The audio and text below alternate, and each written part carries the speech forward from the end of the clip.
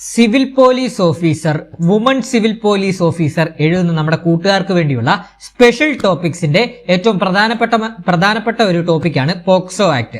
ആ പോക്സോ ആക്ടിൽ നിന്ന് പരീക്ഷയ്ക്ക് 2 മാർക്കിനാണ് ചോദ്യങ്ങൾ വരുന്നത്. അപ്പൊ നമുക്ക് ഈ ഒരു ക്ലാസ്സിലൂടെ പോക്സോ ആക്ടുമായിട്ട് ബന്ധപ്പെട്ട പരീക്ഷയ്ക്ക് സിലബസിൽ തന്നിട്ടുള്ള മുഴുവൻ കാര്യങ്ങളും പഠിച്ചു പോവാം. ചാനൽ ആദ്യമായിട്ട് കാണുന്ന കൂട്ടുകാരുണ്ടെങ്കിൽ സബ്സ്ക്രൈബ് ചെയ്യാനും എല്ലാവരും ഒന്ന് ഹൈപ്പ് ചെയ്യാനും ക്ലാസ് അവസാനം വരെ കാണാനും മറക്കരുതേ. അപ്പൊ നമുക്ക് ക്ലാസ്സിലോട്ട് കടക്കാം. ഫസ്റ്റ് തന്നെ ഈ പോക്സോ ആക്ട് എന്ന് പറഞ്ഞാൽ എന്താണ്? Protection of children from sexual offences act 2012 ആണ്. അപ്പൊ പോക്സോ എന്ന് പറഞ്ഞാൽ എന്താണ്? Protection of children from sexual offences act എന്നതാണ് പോക്സോ ആക്ടിന്റെ ഫുൾ ഫോം വരുന്നത്. ഇനി നമുക്ക് നോക്കാം, പോക്സോ ആക്ടിന്റെ പ്രധാന ലക്ഷ്യം എന്താണ്? ഈ പേര് പോലെ തന്നെ ലൈംഗിക ആക്രമണം, ലൈംഗിക പീഡനം, അശ്ലീലത തുടങ്ങിയ കുറ്റകൃത്യങ്ങളിൽ നിന്നും കുട്ടികളെ സംരക്ഷിക്കുക. അപ്പൊ പരീക്ഷയ്ക്ക് ചോദിക്കും, പഠിച്ചു വെക്കണം. എന്താണ് പോക്സോ ആക്ടിന്റെ പ്രധാന ലക്ഷ്യങ്ങൾ? എന്തൊക്കെയാണ്? ലൈംഗിക ആക്രമണം, ലൈംഗിക പീഡനം, അശ്ലീലത തുടങ്ങിയ കുറ്റകൃത്യങ്ങളിൽ നിന്നും കുട്ടികളെ സംരക്ഷിക്കുക എന്നതാണ് പോക്സോ ആക്ടിന്റെ പ്രധാന ലക്ഷ്യം.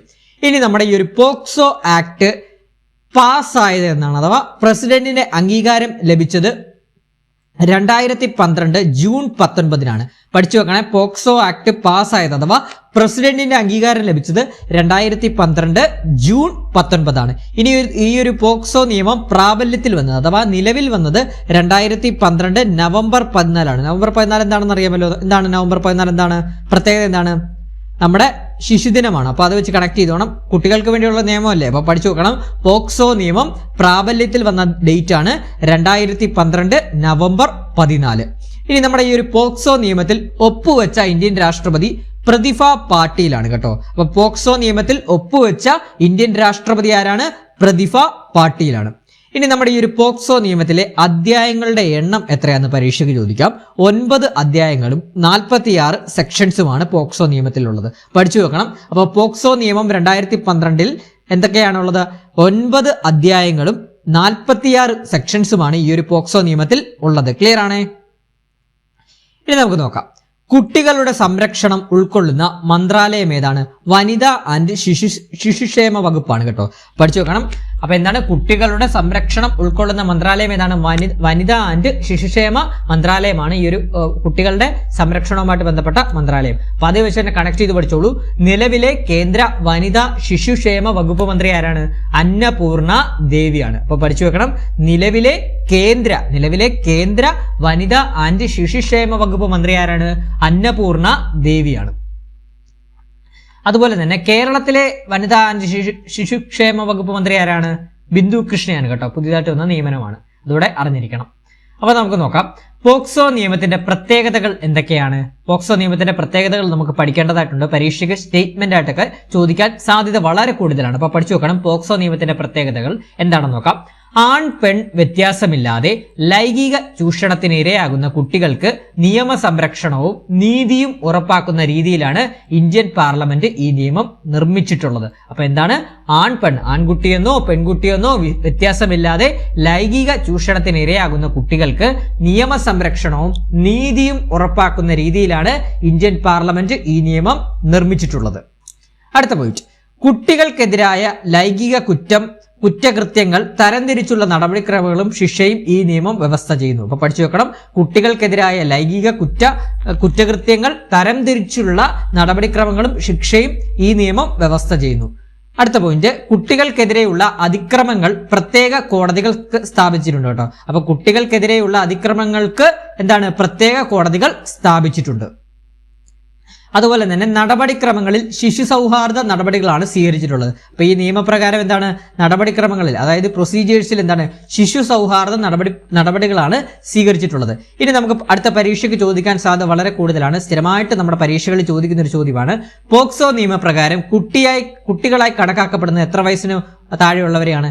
ഇപ്പൊ നോട്ട് ചെയ്തോണം. 18 വയസ്സിൽ താഴെ പ്രായമുള്ള ഏതൊരാളും ആൺ പെൺ വ്യത്യാസമില്ലാതെ പോക്സോ നിയമത്തിലെ കുട്ടികളായി കണക്കാക്കപ്പെടുന്നതാണ്. അപ്പൊ പഠിച്ചു വെക്കണം. പോക്സോ നിയമപ്രകാരം കുട്ടികളായി കണക്കാക്കപ്പെടുന്നത് ആരെയാണ്?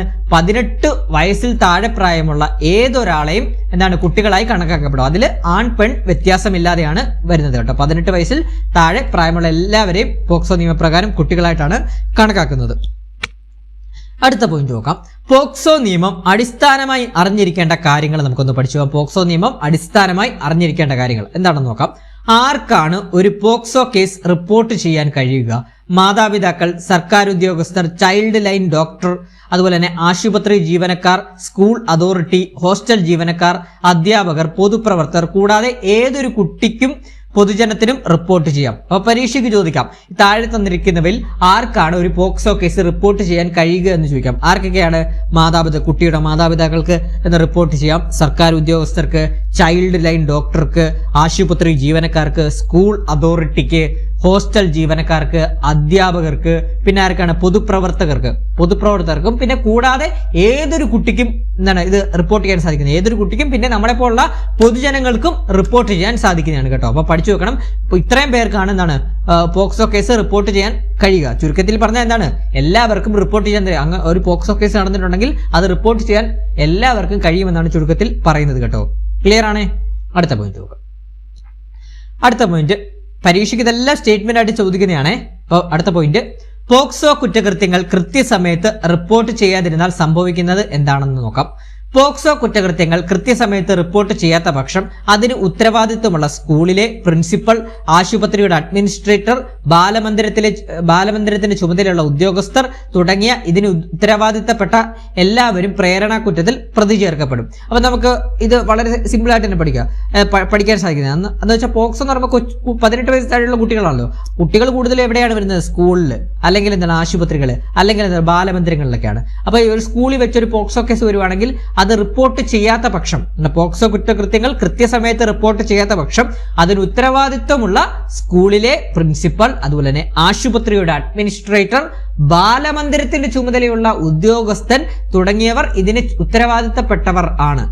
എല്ലാവർക്കും ഈ പറഞ്ഞിട്ടുള്ള എല്ലാവരും പ്രേരണ കുറ്റത്തിൽ പ്രതി ചേർക്കപ്പെടും. അപ്പൊ സ്കൂളിലൊരു പോക്സോ കുറ്റം നടന്നു കഴിഞ്ഞാൽ അത് ഒളിപ്പിച്ചു വെക്കുവാണെങ്കിൽ, അതായത് പ്രിൻസിപ്പാളോ കാര്യങ്ങളോ ഒക്കെ ഒളിപ്പിച്ചു വെക്കുവാണെങ്കിൽ എന്താണ്, അത് നാളെ ഒരു വട്ടം പുറത്തു വന്നു കഴിഞ്ഞാൽ ഈ പ്രേരണ കുറ്റത്തിൽ ഇവരും പ്രതി ചേർക്കപ്പെടും എന്നാണ് ഈ ഒരു പോക്സോ നിയമപ്രകാരം വരുന്നത്. ക്ലിയർ ആണ്? അടുത്ത പോയിന്റ്, പോക്സോ കേസുമായി ബന്ധപ്പെട്ട പരാതി നൽകേണ്ടത് ആർക്കാണ് എന്നാണ് വെച്ചിരിക്കുന്നത്. അപ്പൊ പോക്സോ കേസുമായി ബന്ധപ്പെട്ട പരാതി നൽകേണ്ടത് ആർക്കൊക്കെയാണ്? നമുക്ക് ലോക്കൽ പോലീസിന് പരാതി നൽകാം, സ്പെഷ്യൽ ജുവനൈൽ പോലീസ് യൂണിറ്റിന് പരാതി കൊടുക്കാം, child welfare committee, child line എന്നിവർക്ക് പരാതി കൊടുക്കാം. അതോടൊപ്പം തന്നെ state commission of protection of child, അതായത് സംസ്ഥാന ബാലാവകാശ കമ്മീഷൻ, പിന്നെ national commission for protection of child, അതായത് കേന്ദ്ര ബാലാവകാശ കമ്മീഷനും പരാതി കൊടുക്കാം. പരീക്ഷയ്ക്ക് ചോദിക്കുമ്പോൾ വളരെ ഇമ്പോർട്ടന്റ് ആണ്, പഠിച്ചു വെക്കുക. അപ്പൊ എന്താണ്? പോക്സോ കേസുമായി ബന്ധപ്പെട്ട പരാതി നൽകേണ്ടത് ആർക്കൊക്കെയാണ്? ഒന്ന് local police, special juvenile police unit, child welfare committee, child ലൈനിന്റെ ടോൾ ഫ്രീ നമ്പർ ആണ് 1098 കേട്ടോ, 1098 കേട്ടോ. അതോടൊപ്പം തന്നെ സംസ്ഥാന ബാലാവകാശ കമ്മീഷൻ, പിന്നെ കേന്ദ്ര ബാലാവകാശ കമ്മീഷൻ, ഇത്രയും പേർക്കാണ് ബന്ധപ്പെട്ട പരാതി നൽകേണ്ടത് കേട്ടോ, പോക്സോ കേസുമായിട്ട് ബന്ധപ്പെട്ട്. ക്ലിയർ ആണ്? അടുത്ത പോയിന്റ് നോക്കാം. പോക്സോ കേസ് ഫയൽ ചെയ്യുന്നതിന്റെ നടപടിക്രമങ്ങൾ എന്താണെന്നാണ്. നിയമപ്രകാരം കുറ്റകരമായ ഒരു പ്രവൃത്തി നടന്നു കഴിഞ്ഞെന്നോ നടക്കാൻ പോകുന്നെന്നോ അറിവുള്ളയാൾ ഈ വിവരം സ്പെഷ്യൽ ജുവനൈൽ പോലീസ് യൂണിറ്റിനെയോ ലോക്കൽ പോലീസിനെ അറിയിക്കുകയാണ് വേണ്ടത്. അതായത് നമ്മളൊരു നിയമപ്രകാരം ഒരു കുറ്റം നടന്നു, ഒരു പോക്സോ കുറ്റം നടന്നു കഴിഞ്ഞാൽ പെട്ടെന്ന് നമ്മൾ അറിയിക്കണമെങ്കിൽ എവിടെ പോകണം? ഈ അറിവുള്ള ആള് പെട്ടെന്ന് തന്നെ എന്താണ്, സ്പെഷ്യൽ ജുവനൈൽ പോലീസ് യൂണിറ്റിനെയോ അല്ലെങ്കിൽ ലോക്കൽ പോലീസിനെ അറിയിക്കുകയാണ് വേണ്ടത്. അപ്പൊ പഠിച്ചു വെക്കണം. പോക്സോ കേസ് ഫയൽ ചെയ്യുന്നതിന്റെ നടപടിക്രമങ്ങൾ എന്താണ്? നിയമപ്രകാരം കുറ്റകരമായ ഒരു പ്രവൃത്തി നടന്നു കഴിഞ്ഞെന്നോ നടക്കാൻ പോകുന്നുവെന്നോ അറിവുള്ളയാൾ ഈ വിവരം സ്പെഷ്യൽ ജുവനൈൽ പോലീസ് യൂണിറ്റിനെയോ ലോക്കൽ പോലീസിനെയോ അറിയിക്കുകയാണ് വേണ്ടത്. ക്ലിയർ ആണ്? അടുത്ത പോയിന്റിലോട്ട് പോകുന്നതിന് മുമ്പ് നമ്മളൊരു കറണ്ട് അഫയേഴ്സ് ബാച്ച് നമ്മൾ സ്റ്റാർട്ട് ചെയ്തിട്ടുണ്ട് ടെലഗ്രാമിൽ. ഇനി വരുന്ന പരീക്ഷകൾക്ക് വേണ്ടിയുള്ള കറണ്ട് അഫയേഴ്സ് ബാച്ച് ആണ്. എല്ലാ ദിവസവും വൈകുന്നേരം 7:30 മുതൽ 8:30 വരെയാണ് ക്ലാസ് വരുന്നത്. 1 hour ലൈവ് സെക്ഷൻ ക്ലാസ് ആണ്. ലൈവ് പ്ലസ് റെക്കോർഡ് സെക്ഷൻ ആണ്. ലൈവ് അറ്റൻഡ് ചെയ്യാൻ സാധിച്ചില്ല എന്നുണ്ടെങ്കിൽ റെക്കോർഡ് സെക്ഷൻ ഗ്രൂപ്പിൽ ഇടുന്നതാണ്. അതോടൊപ്പം തന്നെ നമ്മൾ എടുക്കുന്ന കറണ്ട് അഫയേഴ്സ് ക്ലാസിന്റെ എല്ലാ PDF നോട്ട്സ് പ്രൊവൈഡ് ചെയ്യുന്നുണ്ട്. പിന്നെ വീക്കിലി മോക്ക് ടെസ്റ്റുകൾ റിവിഷൻ ഓറിയന്റഡ് ആയിട്ടായിരിക്കും നമ്മുടെ കറണ്ട് അഫയേഴ്സ് ക്ലാസ്സുകളെല്ലാം നമ്മൾ ടെലഗ്രാമിൽ ഓഡിയോ ക്ലാസ്സുകളെല്ലാം എടുക്കുന്നത്. അതായത് ടോപ്പിക് വൈസ് ആയിട്ടാണ് കറണ്ട് അഫയേഴ്സ് എടുക്കുന്നത്. ടോപ്പിക് വൈസ് ആയിട്ടാണ് പഠിക്കാനും എളുപ്പമായിരിക്കും. പരീക്ഷയ്ക്ക് ഫോക്കസ് ഓറിയന്റഡ് ആയിട്ടായിരിക്കും പഠിപ്പിക്കുന്നത്. റിവിഷൻ ഓറിയന്റഡ് ക്ലാസ്സസ് ആയിരിക്കും, ടോപ്പിക് വൈസ് ആയിരിക്കും. അതോടൊപ്പം തന്നെ മന്ത്ലി കറണ്ട് അഫയേഴ്സ് നമ്മൾ പഠിപ്പിക്കാറുണ്ട്. അപ്പോൾ ഈ ഒരു ക്ലാസ്സിൽ ജോയിൻ ചെയ്യാൻ താല്പര്യമുള്ളവരുണ്ടെങ്കിൽ വെറും 200 രൂപ മാത്രമേ ഇതിന്റെ കോഴ്സ് ഫീ ആയിട്ട് വരുന്നുള്ളൂ. ഇതിന്റെ ഡ്യൂറേഷൻ എന്ന് പറഞ്ഞാൽ 6 മാസത്തെ ഡ്യൂറേഷൻ ആണ്. അതായത് ഈ ഒരു സീസണിലെ ഏറ്റവും അവസാനം പരീക്ഷ നടക്കുന്നത് VFA ആണ്, വില്ലേജ് ഫീൽഡ് അസിസ്റ്റന്റ് പരീക്ഷ. ആ പരീക്ഷ വരെയായിരിക്കും ഇതിന്റെ ഒരു വാലിഡിറ്റി വരുന്നത്. അപ്പോൾ വെറും 200 രൂപയ്ക്ക് നിങ്ങൾക്ക് ഇനി വരുന്ന പരീക്ഷകൾക്കെല്ലാം കറണ്ട് അഫയേഴ്സ് പക്കയാക്കാൻ സാധിക്കുന്നതാണ്. 10ഉം 20ഉം മാർക്കുകളൊക്കെയാണ് ഇനി വരുന്ന പരീക്ഷകളിൽ കറണ്ട് അഫയേഴ്സ് പാർട്ടിൽ നിന്ന് ചോദിക്കുന്നത്. അപ്പോൾ ഇതിന് അഡ്മിഷന് താല്പര്യമുള്ള കൂട്ടുകാരുണ്ടെങ്കിൽ 81 299 339 81 299 339 എന്ന് പറഞ്ഞ നമ്പറിലോട്ടൊന്ന് വാട്സപ്പ് ചെയ്താൽ മതി കേട്ടോ. ഞാൻ അഡ്മിഷൻ പ്രൊസീജിയർ പറഞ്ഞു തരുന്നതാണ്. അപ്പോൾ നമുക്കറിയാം, നിങ്ങൾക്ക് നമ്മുടെ യൂട്യൂബ് ക്ലാസ്സിൽ തന്നെ കാണാൻ സാധിക്കുന്നതാണ്. നമ്മുടെ കറണ്ട് അഫയേഴ്സ് ക്ലാസ്സുകളൊക്കെ അതിന്റെ ക്വാളിറ്റിയും കാര്യങ്ങളൊക്കെ നിങ്ങൾക്ക് മനസ്സിലാവുന്നതാണ്. അപ്പോൾ അത് കണ്ട് ഇൻട്രസ്റ്റഡ് ആയിട്ടുള്ളവർ എത്രയും പെട്ടെന്ന് തന്നെ ഈ ഒരു ബാച്ചിലോട്ട് ജോയിൻ ചെയ്യുക. നിങ്ങൾക്ക് എന്തായാലും ഇത് യൂസ്ഫുൾ ആവുന്ന കറണ്ട് അഫയേഴ്സ് ബാച്ച് ആണ് കേട്ടോ. അപ്പോൾ കറണ്ട് അഫയേഴ്സ് ആയിരിക്കും, ബാക്കി സബ്ജക്റ്റുകളൊക്കെ നമുക്ക് ടോപ്പിക്കിനനുസരിച്ച് തന്നെ പഠിക്കുക, സിലബസിനനുസരിച്ച്. കറണ്ട് അഫയേഴ്സ് ആയിരിക്കും വൈഡായിട്ട് കിടക്കുന്നത്. അത് ഞാൻ നിങ്ങൾക്ക് പക്കയാക്കി തരുന്നതാണ്. അപ്പോൾ നിങ്ങൾ മാക്സിമം എല്ലാം ജോയിൻ ചെയ്യാത്തവരുണ്ടെങ്കിൽ എത്രയും പെട്ടെന്ന് തന്നെ ജോയിൻ ചെയ്യുക. ക്ലിയർ ആണ്? നമുക്കിനി അടുത്ത പോയിന്റിലോട്ട് പോവാം. പോക്സോ നിയമത്തിൽ പ്രതിപാദിക്കുന്ന ബാലസൗഹൃദമായ ചില നടപടിക്രമങ്ങൾ ഏതൊക്കെയെന്നാണ്. അപ്പോൾ നമുക്ക് നോക്കാം. പോക്സോ നിയമത്തിൽ പ്രതിപാദിക്കുന്ന ബാലസൗഹൃദമായ ചില നടപടിക്രമങ്ങൾ പരീക്ഷയ്ക്ക് ചോദിക്കുന്നതാണ്. അപ്പോൾ എന്താണെന്ന് നോക്കാം. കുട്ടികൾക്കെതിരെയുള്ള അതിക്രമങ്ങൾക്കുള്ള വിചാരണ വേഗത്തിൽ തീർപ്പാക്കാൻ പ്രത്യേക കോടതികൾ സ്ഥാപിക്കാൻ അനുശാസിക്കുന്നു. നമുക്കറിയാം, ഈ പോക്സോ കോടതികൾ എന്ന് പറഞ്ഞാൽ ഫാസ്റ്റ് ട്രാക്ക് കോടതികളായിരിക്കും. കാരണം കുട്ടികളാണ് ഇതിനകത്ത് ഇരയാവുന്നത് കൊണ്ട് തന്നെ എത്രയും പെട്ടെന്ന് തന്നെ ഇതിന്റെ വിചാരണകൾ നടത്തേണ്ടതാണ്. അതാണ് പറയുന്നത് പോക്സോ എന്ന് പറയുന്നത്. പോക്സോ കോടതികൾ എന്ന് പറഞ്ഞാൽ ഫാസ്റ്റ് ട്രാക്ക് കോടതികളാണ്. അതാണ് ഇവിടെ പറയുന്നത്. കുട്ടികൾക്കെതിരെയുള്ള അതിക്രമങ്ങൾക്കുള്ള വിചാരണ വേഗത്തിൽ തീർപ്പാക്കാൻ പ്രത്യേക കോടതികൾ സ്ഥാപിക്കാൻ അനുശാസിക്കുന്നു.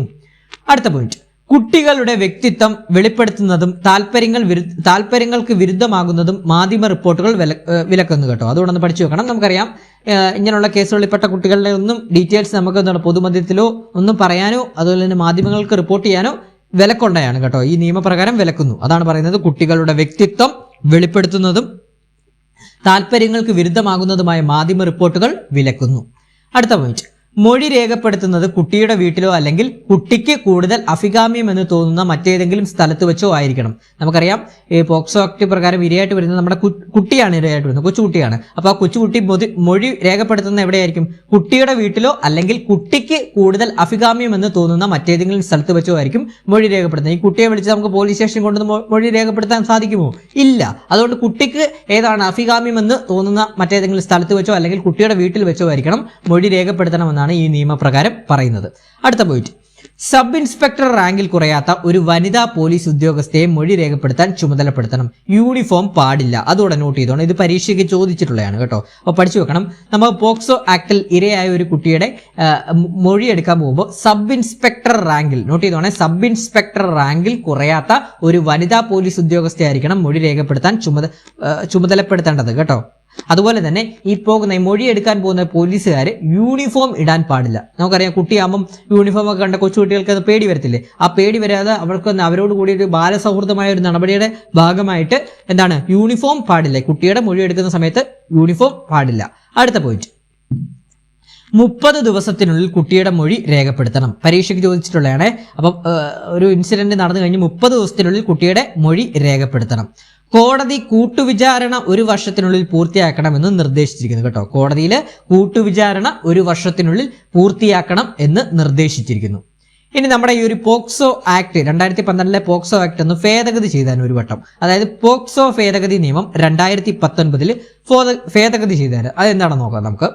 ആ ഭേദഗതി ചെയ്തതിനുള്ള മെയിൻ റീസൺ എന്ന് പറഞ്ഞാൽ കുട്ടികൾക്കെതിരായ കുറ്റകൃത്യങ്ങൾ കഠിന ശിക്ഷ നൽകുന്നതിനോടൊപ്പം ലൈംഗിക അതിക്രമത്തിന് വധശിക്ഷ നൽകാനുള്ള വ്യവസ്ഥ ഉൾപ്പെടുത്തിക്കൊണ്ട് പോക്സോ നിയമം 2019 ഭേദഗതി ചെയ്തു. അപ്പൊ എന്തിനാണ് ഭേദഗതി ചെയ്തത്?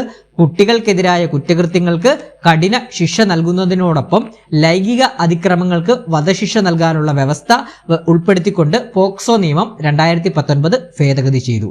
ഈ പോക്സോ നിയമം 2019 ഭേദഗതി നിയമത്തില് ബില്ല് രാജ്യസഭയിൽ അവതരിപ്പിച്ചത് സ്മൃതി സുബിൻ ഇറാനിയാണ് കേട്ടോ. സ്മൃതി ഇറാനിയാണ് ബില്ല് അവതരിപ്പിച്ചത് രാജ്യസഭയിൽ. രാജ്യസഭ പാസാക്കിയത് 2019 ജൂലൈ 24. ബില്ല് ലോകസഭയിൽ അവതരിപ്പിച്ചത് വീരേന്ദ്രകുമാറാണ്. ബില്ല് ലോകസഭ പാസാക്കിയത് 2019 ഓഗസ്റ്റ് 1. ബില്ലിന് പ്രസിഡന്റ് അംഗീകാരം നൽകിയത് 2019 ആഗസ്റ്റ് 5-നാണ് കേട്ടോ. 2019 ആഗസ്റ്റ് 5-നാണ്. ഇനി ഭേദഗതി ചെയ്തിട്ടുള്ള സെക്ഷനുകൾ ജസ്റ്റ് ഒന്ന് അറിഞ്ഞാൽ മതി. 2, 4, 5, 6, 9, 14, 15, 34, 42, 45 വരെയാണ്.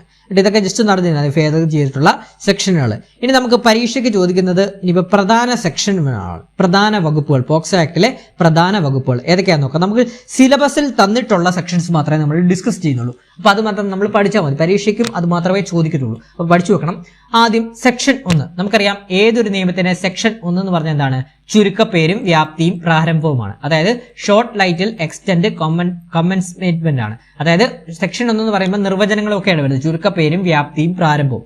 അപ്പൊ എന്താണ് പോക്സോ ആക്ടിലെ സെക്ഷൻ 1 എന്ന് പറഞ്ഞു കഴിഞ്ഞാൽ ലൈംഗിക അതിക്രമങ്ങളിൽ നിന്ന് കുട്ടികൾക്കുള്ള സംരക്ഷണ നിയമം 2012 എന്നതാണ് ഈ നിയമത്തിന്റെ പൂർണ്ണ രൂപം കേട്ടോ. അപ്പൊ ലൈംഗിക അതിക്രമങ്ങളിൽ നിന്ന് കുട്ടികളുടെ സംരക്ഷണ നിയമം 2012 എന്നതാണ് ഈ നിയമത്തിന്റെ പൂർണ്ണ രൂപം. ഈ നിയമത്തിന് ഇന്ത്യ മുഴുവൻ വ്യാപ്തി ഉണ്ടായിരിക്കുന്നതാണ്. നിലവിൽ വന്നപ്പോൾ ജമ്മു കാശ്മീർ ഒഴികെയായിരുന്നു കേട്ടോ. അതുകൂടെ ഒന്ന് പഠിച്ചു വെക്കണം. എന്താണ് ഈ നിയമം? ഇന്ത്യ മുഴുവൻ വ്യാപ്തി ഉണ്ടായിരിക്കുന്നതാണ്. നിലവിൽ ഇപ്പോൾ ഇന്ത്യ മുഴുവൻ വ്യാപ്തി ഉണ്ടായിരിക്കും. പക്ഷേ 2012 ജമ്മു കാശ്മീർ ഒഴികെയായിരുന്നു. പക്ഷേ ഈ ഭേദഗതി ചെയ്തതിന് ശേഷം ഇപ്പോൾ നിലവിൽ നമ്മുടെ ഇന്ത്യ മുഴുവൻ ഈ നിയമത്തിന് വ്യാപ്തി ഉണ്ടായിരിക്കുന്നതാണ്. 2012 നവംബർ 14 ഈ ഒരു നിയമം പ്രാബല്യത്തിൽ വന്നു, അഥവാ നിലവിൽ വന്നു. ഇനി അടുത്ത സെക്ഷനാണ്, സിലബസ് തന്നിട്ടുള്ള അടുത്ത സെക്ഷനാണ് സെക്ഷൻ 3. പോക്സോ ആക്ട് സെക്ഷൻ 3 നമുക്ക് നോക്കാം. പോക്സോ ആക്ടിലെ സെക്ഷൻ 3 എന്ന് പറഞ്ഞാൽ പെനിട്രേറ്റീവ് സെക്ഷൽ അസോൾട്ട് ആണ്. അതായത് ലൈംഗിക കടന്നുകയറ്റത്തിലൂടെയുള്ള ആക്രമണം. പഠിച്ചു വെക്കണം. പോക്സോ നിയമത്തിലെ സെക്ഷൻ 3 ആണ് ലൈംഗിക കടന്നുകയറ്റത്തിലൂടെ ഉള്ള ആക്രമണം അഥവാ പെനിട്രേറ്റീവ് സെക്ഷൽ അസോൾട്ട് എന്ന് പറഞ്ഞു കഴിഞ്ഞാൽ പ്രവേശിത ലൈംഗിക അതിക്രമങ്ങളെ കുറിച്ച് പ്രതിപാദിക്കുന്ന വകുപ്പ്. പ്രവേശിത ലൈംഗിക അതിക്രമങ്ങളെ കുറിച്ച് പ്രതിപാദിക്കുന്ന വകുപ്പ്. അതായത് കുട്ടികളെ ലൈംഗികമായി ഉപയോഗിക്കുകയോ അവരുടെ സ്വകാര്യ ഭാഗങ്ങളിൽ വടിയോ കൂർത്ത വസ്തുക്കളോ പ്രവേശിപ്പിക്കുകയോ ചെയ്യുന്ന പ്രവൃത്തികളെയാണ് പെനിട്രേറ്റീവ് സെക്ഷൽ അസോൾട്ടിൽ ഉൾപ്പെടുന്നവയാണ്. അപ്പോൾ പഠിച്ചു വെക്കണം. പോക്സോ നിയമത്തിലെ സെക്ഷൻ 3 ആണ് പെനിട്രേറ്റീവ് സെക്ഷൽ അസോൾട്ട് അഥവാ ലൈംഗിക കടന്നുകയറ്റത്തിലൂടെയുള്ള ആക്രമണം. എന്ന് പറഞ്ഞു കഴിഞ്ഞാൽ എന്താണ്? കുട്ടികളെ ലൈംഗികമായി ഉപയോഗിക്കുകയോ അവരുടെ സ്വകാര്യ ഭാഗങ്ങളിൽ വടിയോ കൂർത്ത വസ്തുക്കളോ പ്രവേശിപ്പിക്കുകയോ ചെയ്യുക എന്ന പ്രവൃത്തികളാണ് പെനിട്രേറ്റീവ് സെക്ഷൽ അസോൾട്ട് എന്നിവയിൽ ഉൾപ്പെടുന്നത്. ക്ലിയർ ആണ്? അടുത്ത ഈ ഒരു സെക്ഷൻ 4 എന്ന് പറഞ്ഞാൽ ഈ സെക്ഷൻ 3-നുള്ള ശിക്ഷയാണ് സെക്ഷൻ 4. അതായത് punishment four penetrative sexual assault ആണ് കേട്ടോ. അപ്പോൾ പഠിച്ചു വെക്കണം. പോക്സോ നിയമം സെക്ഷൻ 4 ആണ് punishment for penetrative sexual assault അതാ എന്താണ്? ലൈംഗിക കടന്നുകയറ്റത്തിലൂടെയുള്ള ആക്രമണത്തിനുള്ള ശിക്ഷയെക്കുറിച്ച് പറയുന്നതാണ് സെക്ഷൻ 4. നോക്കാം.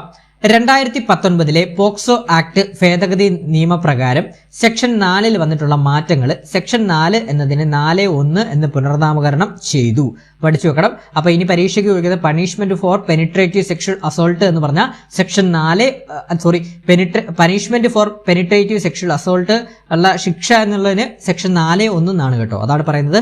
2019 പോക്സോ ആക്ട് ഭേദഗതി നിയമപ്രകാരം സെക്ഷൻ 4 വന്നിട്ടുള്ള പ്രധാന മാറ്റമാണ് സെക്ഷൻ 4 എന്നതിനെ സെക്ഷൻ 4(1) എന്ന് പുനർനാമകരണം ചെയ്തു. സെക്ഷൻ 4(1) മുൻപ് നിർദ്ദേശിച്ചിരുന്ന ശിക്ഷയുടെ കാലാവധി വർദ്ധിപ്പിച്ചു കേട്ടോ. അപ്പം മുൻപ് നിർദ്ദേശിച്ചിരുന്ന ശിക്ഷയുടെ കാലാവധി വർദ്ധിപ്പിച്ചു. അതായത് കുറഞ്ഞ ശിക്ഷ 7 വർഷം എന്നതിൽ നിന്ന് മാറ്റി 10 വർഷമാക്കി കേട്ടോ. കുറഞ്ഞ ശിക്ഷ 7 വർഷം എന്നതിൽ നിന്ന് മാറ്റി 10 വർഷമാക്കി മാറ്റിയിട്ടുണ്ട്. അതുപോലെ തന്നെ സെക്ഷൻ 4(1) ശേഷം ഉപസെക്ഷനുകളായി സെക്ഷൻ 4(2), 4(3) എന്നിവ ഉൾപ്പെടുത്തി. ഇനി നമുക്ക് നോക്കാം സെക്ഷൻ 4(1) എന്താണെന്ന് നോക്കാം. പ്രവേശിത ലൈംഗിക അതിക്രമണം നടത്തിയ ഏതൊരാളും 10 വർഷത്തിൽ കുറയാത്തതും ജീവപര്യന്തം വരെയാകാവുന്നതുമായ കാലത്തേക്ക് ലഘു അല്ലെങ്കിൽ കഠിന തടവ് ശിക്ഷയ്ക്കും പിഴയ്ക്കും അർഹനാണ്. അപ്പോൾ പഠിച്ചു വെക്കണം. പോക്സോ നിയമത്തിലെ സെക്ഷൻ 4(1) എന്താണ്? പ്രവേശിത ലൈംഗിക അതിക്രമം നടത്തിയ ഏതൊരാളും 10 വർഷത്തിൽ കുറയാത്തതും ജീവപര്യന്തം വരെയാകാവുന്നതുമായ കാലത്തേക്കുള്ള കഠിന തടവ് ശിക്ഷയ്ക്കും പിഴ ശിക്ഷയ്ക്കും അർഹനാണ്. ഇനി സെക്ഷൻ 4(2) എന്താണെന്ന് നോക്കാം. സെക്ഷൻ 4(2) എന്ന് പറഞ്ഞു കഴിഞ്ഞാൽ 16 വയസ്സിൽ താഴെയുള്ള ഒരു കുട്ടിയെ പ്രവേശിത ലൈംഗിക പീഡനത്തിന് ഇരയാക്കുന്നത് ആരായാലും 20 വർഷത്തിൽ കുറയാത്ത തടവും അത് ജീവപര്യന്തം തടവ് വരെ ദീർഘിപ്പിക്കാവുന്നതുമാണ് കേട്ടോ. പഠിച്ചു വെക്കണേ. അപ്പൊ പോക്സോ നിയമത്തിലെ സെക്ഷൻ 4(2) എന്താണ്? 16 വയസ്സിൽ താഴെയുള്ള ഒരു കുട്ടിയെ പ്രവേശിത ലൈംഗിക പീഡനത്തിന് ഇരയാക്കുന്നത് ആരായാലും 20 വർഷത്തിൽ കുറയാത്ത തടവ് ശിക്ഷയും അത് ജീവപര്യന്തം വരെ തടവ് വരെ ദീർഘിപ്പിക്കാവുന്നതുമാണ്. ആ വ്യക്തിയുടെ സ്വഭാവ ജീവിതത്തിന്റെ ശേഷിക്കുന്ന കാലയളവ് വരെ ജീവിതം തടവിലാകുന്നു എന്നർത്ഥത്തിലാണ് ഇത് പറയുന്നത്. ഇത് ദീർഘിപ്പിക്കുന്നത് കേട്ടോ. കൂടാതെ പ്രതിയിൽ നിന്ന് പിഴയും ഈടാക്കാവുന്നതാണ് കേട്ടോ. ഇനി നമ്മുടെ പോക്സോ നിയമത്തിലെ സെക്ഷൻ 4(3) എന്താണ്? ഉപവകുപ്പ് 1 പ്രകാരം പ്രതിയിൽ നിന്നും ഈടാക്കിയ പിഴ ഇരയായ വ്യക്തിയുടെ ചികിത്സാ ചെലവുകൾക്കായിട്ടും പുനരധിവാസത്തിനായിട്ടും നൽകേണ്ടതാണ്. അപ്പൊ പ്രവേശിത ലൈംഗിക ആക്രമണത്തിനുള്ള ശിക്ഷയെക്കുറിച്ച് പറയുന്ന സെക്ഷൻ 4(3) പറയുന്നതെന്ന് പറഞ്ഞു കഴിഞ്ഞാൽ പ്രതിയിൽ നിന്നും ഈടാക്കിയ പിഴ ഇരയായ വ്യക്തിയുടെ ചികിത്സാ ചെലവുകൾക്കായിട്ടും പുനരധിവാസത്തിനായിട്ടും നൽകേണ്ടതാണ് എന്നാണ് പറയുന്നത്. ഇനി അടുത്തൊരു പ്രധാനപ്പെട്ട സെക്ഷനാണ് പോക്സോ നിയമത്തിലെ സെക്ഷൻ 7 കേട്ടോ. സെക്ഷൽ അസോൾട്ട് അഥവാ ലൈംഗിക ആക്രമണങ്ങൾ കേട്ടോ. ലൈംഗിക ആക്രമണം. അപ്പൊ നോക്കാം നമുക്ക്. ഈ സെക്ഷൻ പ്രകാരം ലൈംഗിക ചിന്തയോടെ കുട്ടിയുടെ ശരീരത്തിലെ സ്വകാര്യ ഭാഗങ്ങളിൽ സ്പർശിക്കുക അല്ലെങ്കിൽ കുട്ടികളെ തങ്ങളുടെ ശരീരത്തിലെ സ്വകാര്യ ഭാഗങ്ങളിൽ സ്പർശിപ്പിക്കാൻ പ്രേരിപ്പിക്കുകയോ ചെയ്യുന്നത് ലൈംഗിക അതിക്രമമാണ്. പഠിച്ചു വെക്കണേ. പോക്സോ നിയമത്തിലെ സെക്ഷൻ 7 സെക്ഷൽ അസോൾട്ട് അഥവാ ലൈംഗിക ആക്രമണം എന്ന് പറയുന്നത്. അതായത് ഈ സെക്ഷൻ പ്രകാരം ലൈംഗിക ചിന്തയോടെ കുട്ടിയുടെ ശരീരത്തിലെ സ്വകാര്യ ഭാഗങ്ങളിൽ സ്പർശിക്കുക അല്ലെങ്കിൽ കുട്ടികളെ തങ്ങളുടെ ശരീരത്തിലെ സ്വകാര്യ ഭാഗങ്ങളിൽ സ്പർശിക്കാൻ പ്രേരിപ്പിക്കുകയോ ചെയ്യുന്നത് ലൈംഗിക അതിക്രമമാണെന്നാണ് പറയുന്നത്. ഇനി നമ്മുടെ ഈ ഒരു സെക്ഷൽ അസോൾട്ട് അഥവാ ലൈംഗിക ആക്രമണത്തിനുള്ള ശിക്ഷയെക്കുറിച്ച് പ്രതിപാദിക്കുന്ന സെക്ഷനാണ് പോക്സോ നിയമത്തിലെ സെക്ഷൻ 8 കേട്ടോ. അപ്പൊ പഠിച്ചു വെക്കണം. പണിഷ്മെന്റ് ഫോർ സെക്ഷൽ അസോൾട്ട് അഥവാ ലൈംഗിക ആക്രമണത്തിനുള്ള ശിക്ഷ എന്ന് പറഞ്ഞു കഴിഞ്ഞാൽ ശിക്ഷ 3 മുതൽ 5 വർഷം വരെ തടവ് ശിക്ഷയും പിഴയുമാണ് കേട്ടോ. അപ്പോൾ അതൊന്ന് പഠിച്ചു വെക്കണേ. അപ്പൊ എന്താണ് പോക്സോ നിയമത്തിലെ സെക്ഷൻ 7 സെക്ഷൽ അസോൾട്ട് അഥവാ ലൈംഗിക അതിക്രമണത്തെ കുറിച്ച് നിർവചിക്കുന്നത്. പോക്സോ നിയമത്തിലെ section 8 punishment for sexual assault അഥവാ ലൈംഗിക ആക്രമണത്തിനുള്ള ശിക്ഷയെക്കുറിച്ച് പറയുന്നത്. ശിക്ഷ എന്താണ്? 3 വർഷം മുതൽ 5 വർഷം വരെ തടവ് ശിക്ഷയും പിഴയുമാണ്. ക്ലിയർ ആണ്? അടുത്ത പോയിന്റ് പോക്സോ നിയമം സെക്ഷൻ 11 എന്താണ്? സെക്ഷൽ ഹറാസ്മെന്റ് അഥവാ ലൈംഗിക പീഡനത്തെ കുറിച്ച് പറയുന്നതാണ്. അപ്പൊ പോക്സോ നിയമത്തിൽ ലൈംഗിക പീഡനത്തെ കുറിച്ച് പറയുന്ന സെക്ഷനാണ് സെക്ഷൻ 11 കേട്ടോ. അപ്പൊ പോക്സോ നിയമത്തിലെ ലൈംഗിക പീഡനത്തെ കുറിച്ച് പറയുന്ന സെക്ഷനാണ് സെക്ഷൻ 11. അതായത് ഒരു കുട്ടിയെ ലൈംഗിക പീഡനത്തിന് വിധേയമാക്കി എന്ന് കരുതാനുള്ള സാഹചര്യങ്ങൾ ഈ സെക്ഷൻ പ്രകാരം ഒരു കുട്ടിയെ ലൈംഗിക പീഡനത്തിന് വിധേയമാക്കി എന്ന് കരുതാനുള്ള സാഹചര്യങ്ങൾ ഏതൊക്കെയാണ് നോക്കാം. കുട്ടി എന്ന് കേൾക്കണമെന്നുള്ള ഉദ്ദേശത്തോടെ ലൈംഗിക ചുവയോടുള്ള എന്തെങ്കിലും പറയുകയോ ശബ്ദം പുറപ്പെടുവിക്കുകയോ ചെയ്യുക കേട്ടോ. കുട്ടി എന്ന് കേൾക്കണമെന്നുള്ള ഉദ്ദേശത്തോടെ ലൈംഗിക ചുവയുള്ള എന്തെങ്കിലും പറയുകയോ ശബ്ദം പുറപ്പെടുവിക്കുകയോ ചെയ്യുക. കുട്ടികളെ എന്തെങ്കിലും ആംഗ്യമോ ശരീരഭാഗമോ വസ്തുവോ സാധനമോ പ്രദർശിപ്പിക്കുക. കുട്ടിയെ കൊണ്ട് തന്റെ ശരീരമോ ശരീരഭാഗമോ മറ്റുള്ളവർക്ക് മുൻപിൽ പ്രദർശിപ്പിക്കുക. അശ്ലീലതയ്ക്കു വേണ്ടി എന്തെങ്കിലും ഒരു വസ്തു ഒരു കുട്ടിയെ കാണിക്കുക. നേരിട്ടോ അല്ലെങ്കിൽ ഡിജിറ്റൽ മാധ്യമം മുഖേനയോ സ്ഥിരമായി ഒരു കുട്ടിയെ പിന്തുടരുകയോ നിരീക്ഷിക്കുകയോ ബന്ധപ്പെടുകയോ ചെയ്യുകയൊക്കെ ഈ ഒരു സാഹചര്യങ്ങളായിട്ട് വരുന്നതാണ്. അതോടൊപ്പം തന്നെ ഇലക്ട്രോണിക് മീഡിയം ഉപയോഗിച്ച് ഒരു കുട്ടിയുടെ യഥാർത്ഥമോ കെട്ടിച്ചമച്ചതോ ആയ ലൈംഗിക പ്രവൃത്തികളോ ശരീരഭാഗങ്ങളോ ഉപയോഗിക്കുകയോ ഭീഷണിപ്പെടുത്തുകയോ ചെയ്യുക. അതുപോലെ തന്നെ അശ്ലീല കാര്യങ്ങൾക്കായി ഒരു കുട്ടിയെ വശീകരിക്കുക, അതിനായി പാരിതോഷികം നൽകുകയോ ചെയ്യുക എന്നിവയാണ്. അപ്പൊ ഇത്രയും സന്ദർഭങ്ങളാണ് സാഹചര്യങ്ങളാണ് എന്താണ് ലൈംഗിക പീഡനമായിട്ട് വരുന്നത്. പോക്സോ നിയമത്തിലെ ലൈംഗിക പീഡനമായിട്ട് വരുന്നത്. അപ്പൊ പഠിച്ചു നോക്കണം. പോക്സോ നിയമം സെക്ഷൻ 11 ലൈംഗിക പീഡനം എന്ന് പറയുന്നത്. ഇനി നമുക്ക് ലൈംഗിക പീഡനത്തിനുള്ള പണിഷ്മെന്റ് ശിക്ഷ എന്താണെന്ന് നോക്കാം.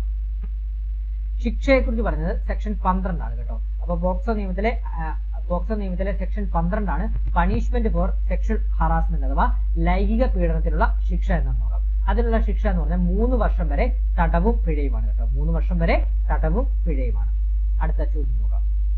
അടുത്തത് സെക്ഷൻ 16 പോക്സോ നിയമത്തിലെ സെക്ഷൻ 16 എന്താണ്? അബറ്റ്മെന്റ് ഓഫ് ആൻ ഒഫൻസ് അഥവാ കുറ്റം ചെയ്യാൻ പ്രേരിപ്പിക്കൽ.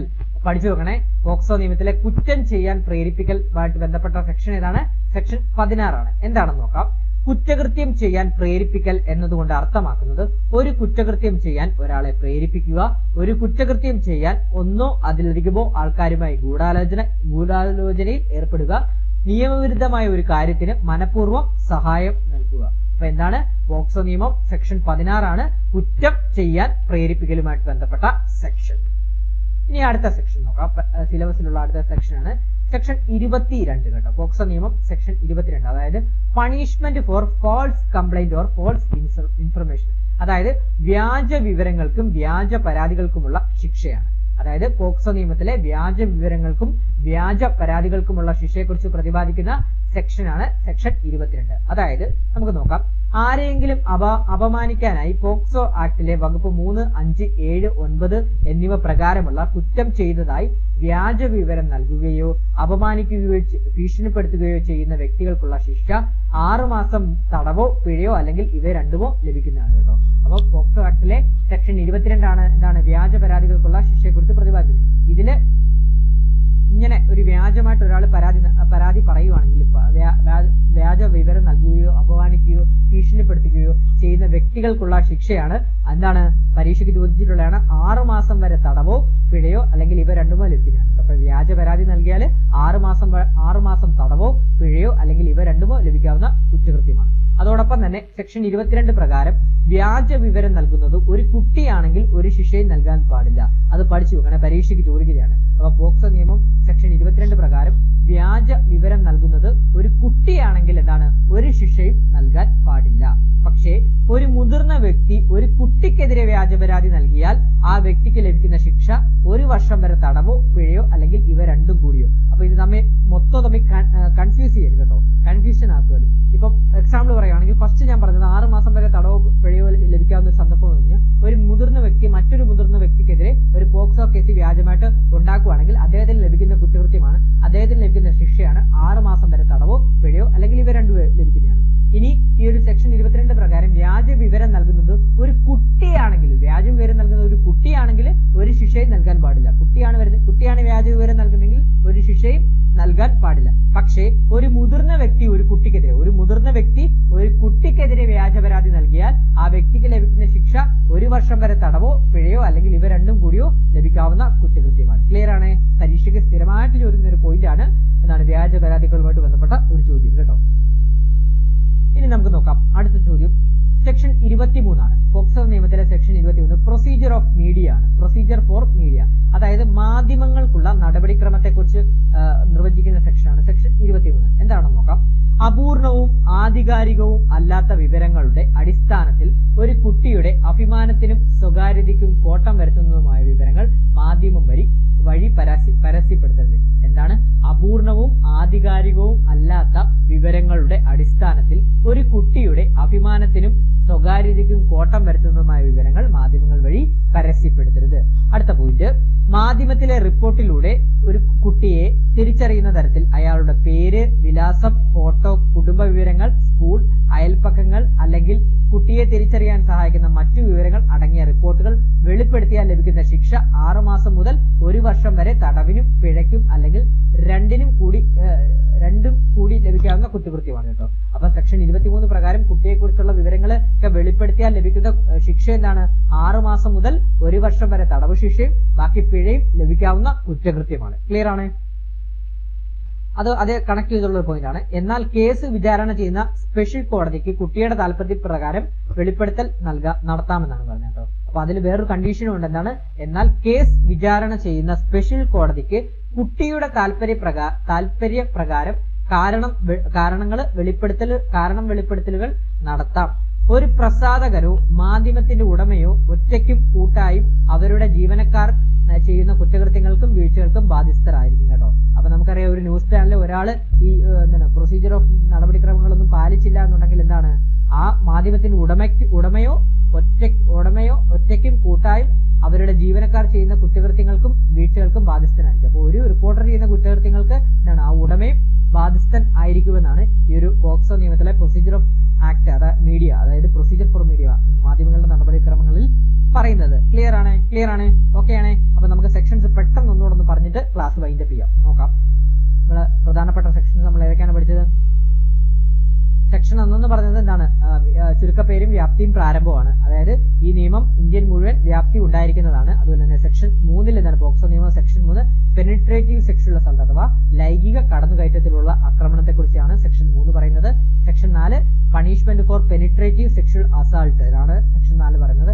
അതിനുള്ള ശിക്ഷ എന്ന് പറഞ്ഞാൽ കുറഞ്ഞത് 7 വർഷം എന്നതിൽ നിന്ന് മാറ്റി കുറഞ്ഞത് 10 വർഷം വരെ ലഭിക്കാവുന്ന കുറ്റകൃത്യമാണ്. അതോടൊപ്പം തന്നെ സെക്ഷൻ 4(1) എന്താണ്, പ്രവേശിത ലൈംഗിക അതിക്രമം നടത്തിയ ഏതൊരാണ് 10 വർഷത്തിൽ കുറയാത്തതും ജീവപര്യന്തം വരെ ആവുന്ന കാലത്തേക്ക് ഉള്ള തടവ് ശിക്ഷയും പിഴശിക്ഷയും ലഭിക്കാവുന്നതാണ്. ഇനി സെക്ഷൻ 4(2) പറയുന്നത് 16 വയസ്സിൽ താഴെയുള്ള ഒരു കുട്ടിയെ പ്രവേശിത ലൈംഗിക പീഡനത്തിന് ഇരയാക്കിയാൽ ആരായാലും 20 വർഷത്തിൽ കുറയാത്ത തടവ് ശിക്ഷയും അത് ജീവപര്യന്തം വരെ തടവ് വരെ ദീർഘിപ്പിക്കാവുന്നതുമായ കുറ്റകൃത്യമാണ്. സെക്ഷൻ 4(3) പറയുന്നത് സെക്ഷൻ 4(1) പ്രകാരം പ്രതിയിൽ നിന്നും ഈടാക്കിയ പിഴ ഇരയായ കുട്ടിയുടെ ചികിത്സാ ചെലവുകൾക്കായിട്ട് പുനരധിവാസത്തിനുമായിട്ടും നൽകേണ്ടതാണ് എന്നാണ് പറഞ്ഞത്. ഇനി പോക്സോ നിയമത്തിലെ സെക്ഷൻ 7 സെക്ഷൻ അസോൾട്ട് അഥവാ ലൈംഗിക ആക്രമണത്തെ കുറിച്ച് പറയുന്നത്. Section 8 punishment for sexual assault അഥവാ ലൈംഗിക ആക്രമണത്തിനുള്ള ശിക്ഷ എന്താണ്, 3 മുതൽ 5 വർഷം വരെ തടവ് ശിക്ഷയും പിഴയുമാണ്.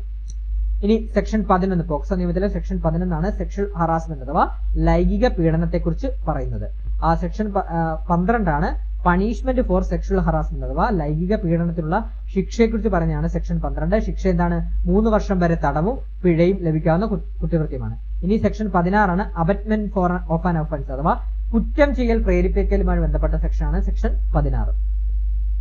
അതുപോലെ തന്നെ section 22 punishment for false complaint or false information അഥവാ പോക്സോ നിയമത്തിലെ സെക്ഷൻ 22 വ്യാജ വിവരങ്ങൾക്കും വ്യാജ പരാതികൾക്കുമുള്ള ശിക്ഷ എന്ന് പറയുന്നത്. അപ്പോൾ വ്യാജ പരാതി നൽകി കഴിഞ്ഞാൽ എന്താണ്, 6 മാസം തടവോ പിഴയോ ലഭിക്കുക അല്ലെങ്കിൽ ഇവ രണ്ടുമോ ലഭിക്കാവുന്ന കുറ്റകൃത്യമാണ്. ഇനി സെക്ഷൻ 22 പ്രകാരം എന്താണ്, വ്യാജ വിവരം നൽകുന്നത് ഒരു കുട്ടിയാണെങ്കിൽ ഒരു ശിക്ഷയും നൽകാൻ പാടില്ല. അതോടൊപ്പം തന്നെ ഒരു മുതിർന്ന വ്യക്തി ഒരു കുട്ടിക്കെതിരെ വ്യാജ പരാതി നൽകിയാൽ ലഭിക്കാവുന്ന ശിക്ഷ 1 വർഷം വരെ തടവോ പിഴയോ അല്ലെങ്കിൽ ഇവ രണ്ടും കൂടിയോ ലഭിക്കാവുന്ന കുറ്റകൃത്യമാണ്.